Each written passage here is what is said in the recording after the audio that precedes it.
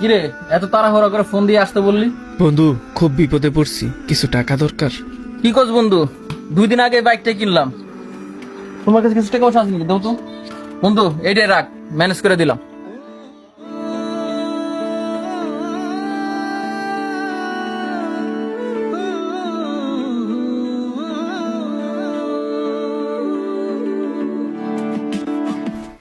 চাচা, খুব বড় বিপদে পড়ছি।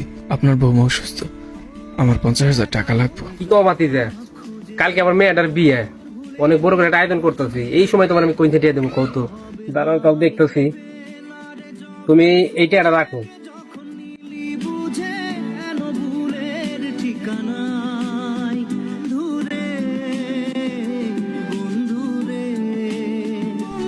ভাইজান, ভাইজান, কিছু টাকা লাগবে, খুব বড় বিপদে আছি। সবই তো শুনছি, তারপর মেডিকেলে তুই তো ভালো করে জানোস আমার কি অবস্থা। আমার শালারা বিদেশ যাইতেছে, ওইখানে কিছু টাকা দিতে হইব। আমার কাছে যা আছে তুই লয়ে যা, গুনা মানা লাগবে না।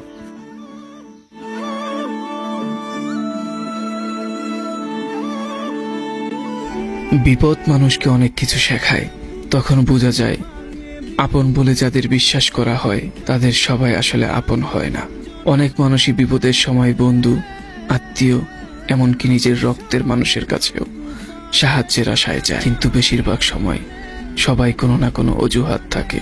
শেষ পর্যন্ত যখন মানুষ বাধ্য হয়ে বাপদাদার রেখে যাওয়া সম্পত্তি বিক্রির সিদ্ধান্ত নেয়, তখনই দৃশ্যটা হঠাৎ বদলে যায়।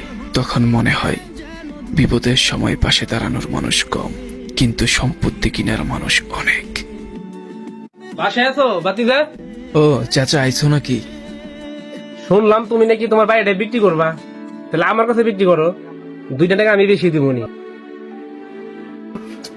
মাদার ভাই বাড়ি আছিস নাকি রে?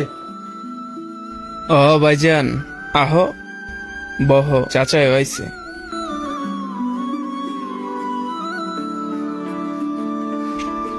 কি অদ্ভুত তাই না? যখন আমার টাকার দরকার ছিল তখন তোমাদের ঘরে বিভিন্ন অভাব ছিল, আর যখনই আমি জমি বিক্রি করার কথা বলছি আর তখনই তোমাদের ঘরে টাকার অভাব নাই।